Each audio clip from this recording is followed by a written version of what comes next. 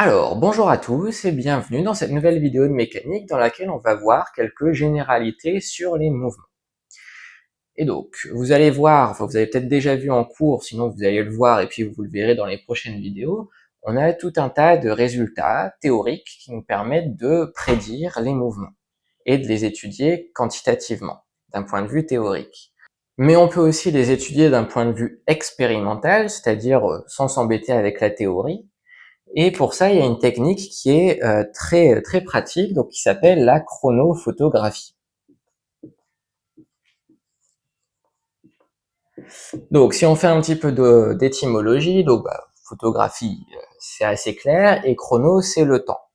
Donc en fait, l'idée de la chronophotographie, c'est de prendre des photos d'une situation à des intervalles de temps réguliers.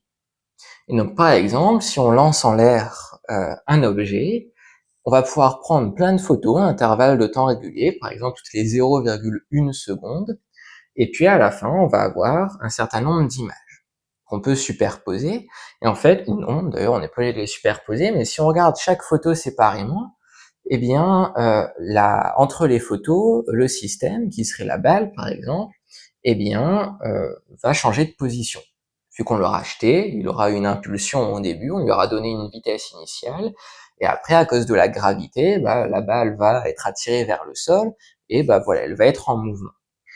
Et une fois qu'on a ces photos-là, on peut à chaque fois repérer la position du centre de la balle sur chaque photo. Et puis on pourrait obtenir, par exemple, quelque chose comme ceci. Et puis à partir de ça, eh bien on peut avoir une idée de la trajectoire, même si on n'a pas accès à toutes les positions à n'importe quel instant de la balle, on peut quand même se dire à partir de ces points-là, enfin de ces informations-là, que la trajectoire de la balle, c'était quelque chose comme ça.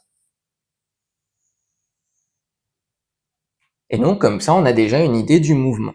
Et puis on peut aller un petit peu plus loin parce que on sait par exemple que toutes les photos ont été prises à des intervalles de temps réguliers, et disons que cet intervalle de temps c'est 0,1 seconde. Ce qui veut dire donc qu'entre cette position-là et puis celle-ci, il s'est passé 0,2 secondes. Et en ces 2 dixièmes de seconde, la balle est allée d'ici jusqu'ici. Donc elle a parcouru une certaine distance. Et cette distance, on peut la mesurer à condition d'avoir une échelle. Et si on a une distance et un temps, eh bien on peut calculer une vitesse.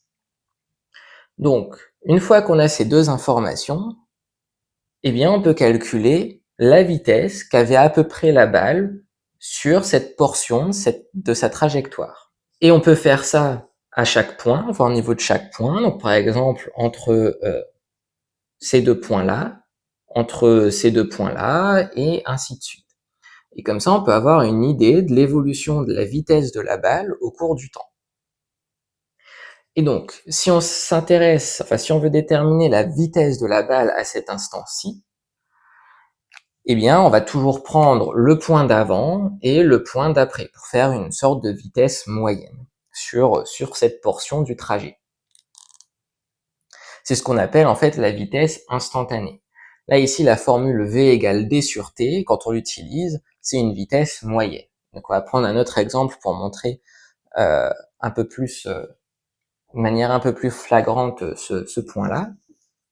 Et donc, ça va être le déplacement d'un objet en ligne droite. Là, ici, on avait une trajectoire qu'on appelle une trajectoire parabolique, ce qui compliquait un peu les choses. Là, on va prendre simplement une trajectoire en ligne droite.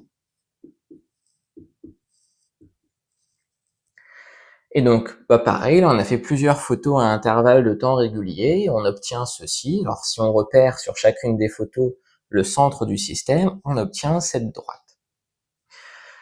Mais, ici, si on sait par exemple que là, on a une distance de 10 mètres qui a été parcourue, et si on se dit que cette fois-ci, il y avait 0,2 secondes entre deux images, eh bien là, il y a eu 0,2, 0,4, 0,6, 0,8, 1,2 secondes qui se sont écoulées. Donc là, ici, on va mettre plutôt que ça fait 12 mètres. Ce sera plus simple pour les calculs. Et donc maintenant, si on veut calculer la vitesse entre le début et la fin, eh bien, si on applique la formule que vous avez vue, on a V qui est égal à D sur T. Donc ça, si on remplace, eh bien, ça fait 12 sur 1,2, et donc ça fait 10 mètres par seconde. Sauf que, là, ici, entre ce point-là et ce point-là, il y a 12 mètres, et pour aller d'un point à l'autre, le système a mis 1,2 secondes. Donc, sur l'ensemble du trajet, la vitesse moyenne est de 10 mètres par seconde. Mais peut-être qu'il a accéléré, peut-être qu'il a ralenti, peut-être qu'il avait une vitesse très faible au début, elle a monté d'un coup, et puis ensuite elle est redescendue. Donc peut-être que la vitesse n'était pas la même au cours du temps. Là, quand on applique cette formule, eh bien, c'est une vitesse moyenne. Et donc, c'est pour ça que quand on s'intéresse à la vitesse en un point, en considérant le point d'après et le point d'avant pour faire le calcul, on parle de vitesse instantanée. Mais donc, là, ici, on peut se convaincre que là, le système avait une vitesse à peu près toujours égale à 10 mètres par seconde, parce que la distance entre deux points consécutifs est à peu près toujours la même. Là, sur le dessin, c'est pas parfaitement identique, mais il n'y a pas grande différence. Donc, il avait l'air d'avoir une vitesse qui était constante tout du long. Tandis que on aurait pu avoir un autre type de profil, où on avait, par exemple, ce profil, où là, vous voyez qu'à chaque fois, entre deux points, on a 0,2 secondes, donc c'est toujours la même durée, mais là, la distance entre deux points augmente de plus en plus, ce qui veut dire que sur un même intervalle de temps, le système a parcouru une distance plus longue. Ce qui veut dire que là, la vitesse du système augmente de plus en plus. Et donc là, on pourrait refaire le même calcul, hein. Là, on part de là et de là, donc il y a aussi 12 mètres à parcourir, et il y a cette photo, donc ça correspond aussi à 1,2 secondes. Donc si on calcule la vitesse moyenne en utilisant la formule V égale D sur T, on retomberait à nouveau sur 10 mètres par seconde, mais là, clairement, le système n'avait pas une vitesse de 10 mètres par seconde sur l'intégralité du mouvement. Donc maintenant, si on essaye de qualifier un petit peu les mouvements. Quand les mouvements sont en ligne droite, on dit qu'ils sont rectilignes. Et quand ils sont à vitesse constante, on dit aussi qu'ils sont uniformes. Donc là, ici, ce mouvement-là correspond à un mouvement rectiligne uniforme. Ce mouvement correspond à un mouvement rectiligne, puisque c'est toujours une ligne droite, mais il n'est pas uniforme, puisque la vitesse n'est pas constante au cours du temps.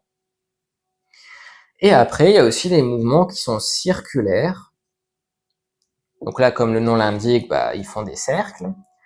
Et pareil, on peut avoir des mouvements circulaires uniformes si la vitesse du système est constante. Donc il y a d'autres adjectifs qui permettent de qualifier des mouvements, mais pour les comprendre, on a besoin de notions supplémentaires. Donc on va attendre encore quelques vidéos avant d'en discuter. Donc on va s'arrêter ici pour celle-ci. J'espère qu'elle vous aura été utile d'une façon ou d'une autre. Si c'est le cas, vous pouvez laisser un j'aime et vous abonner à la chaîne. Puis je vous dis à très vite pour une prochaine vidéo.